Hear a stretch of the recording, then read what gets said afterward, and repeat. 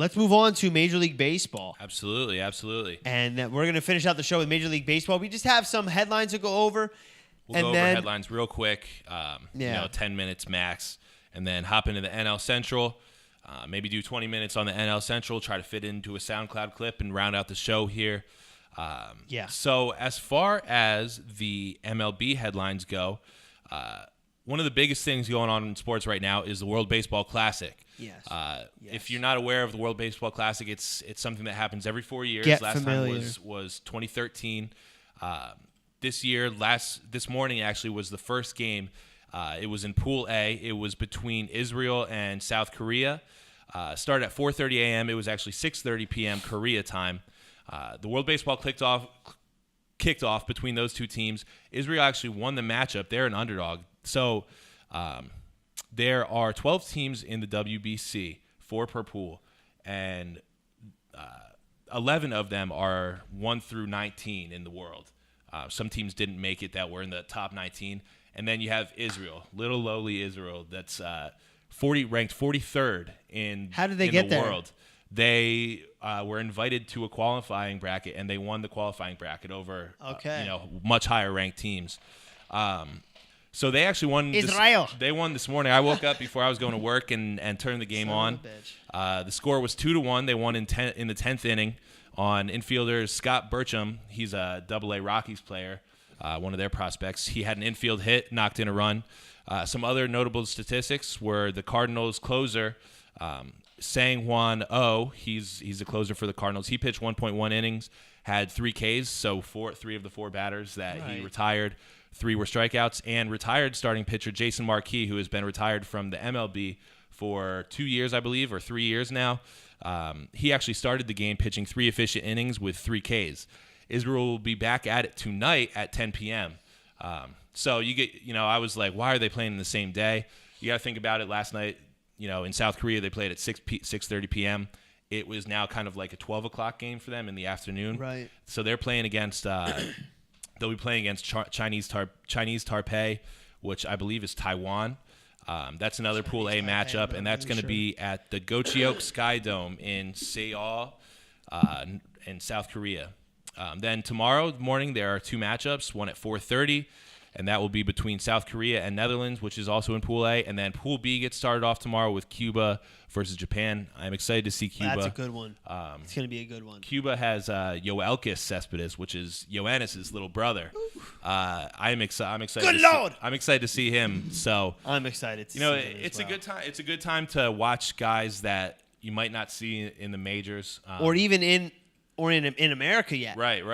I read a headline today that they think the best baseball player in the world still isn't even in the majors. They think he's on, I think it was the Japanese national team. Really? This is the media we're talking about. So hyping hyping this guy up, but they're saying he's the Babe Ruth of baseball right now. So we'll have to see. Keep your eyes out for. Ooh. You got to keep your eyes on the World Baseball Classic. It's a lot of fun. It's awesome. If you want to wake up early or stay up a little bit late, check. Did you really wake up at 4:30 to watch? Nah, I wake up at 7 for work in the morning, and I turned it on from 7 to 8 o'clock when I'm getting ready. Right. I caught the 7th inning through the 9th inning. The game was tied 1-1. It wasn't nothing too exciting at that time, but it was it's a good time. It's fun to see. And then the other headline that we have here is Cardinals ace Adam Wainwright showed his human side by helping a player out on his team. AAA reliever Ryan Sheriff rented a house 10 minutes away from the clubhouse in Florida so he could walk to practice because he did not ship his car from California. Wainwright passed him a couple times, gave the 26-year-old a rental car until spring training was over. So good on Adam Wainwright. That was nice of him. You want to hop into the injuries? So we here? have a couple of them. Mets third baseman David Wright now expected to miss opening day due to shoulder impingement. Wright will continue to DH in the Grapefruit League, but he is not able to throw a ball.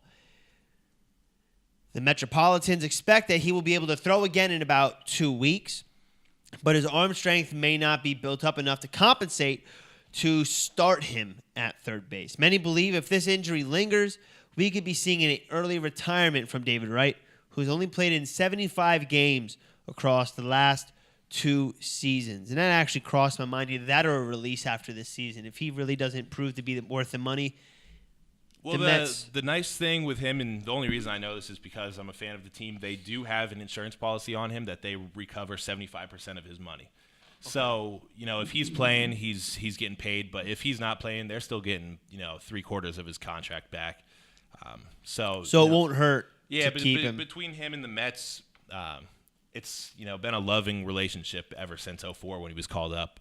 So I don't know if he's going to retire. He says he's going to try to come back, see how many more injuries he can go through before it's over, which is sad.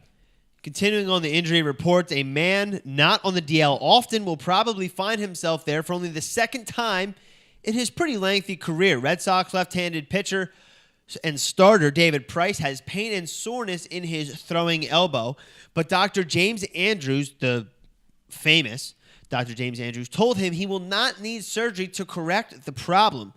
Andrews actually noted that Price has a unique elbow, in which case the elbow has found a way to heal itself. Very relieving from Red Sox to hear as a Red Sox fan. The last time Price was on the DL was for 6 weeks with a tricep strain back in 2013. So a guy that is not going to be off the field, hopefully for long. Now I did see that he was going for a second opinion on it, and they thought he only needed to rest for 7 to 10 days.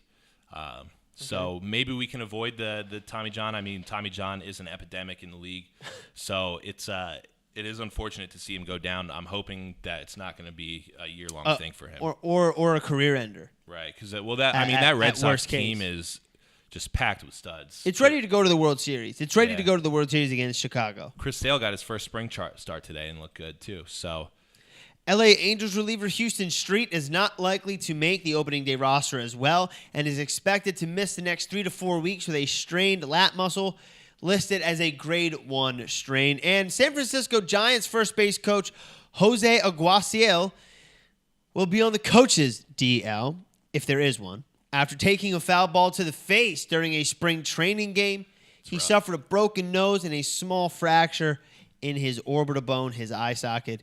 He needed surgery to correct the nose, but he will be fine.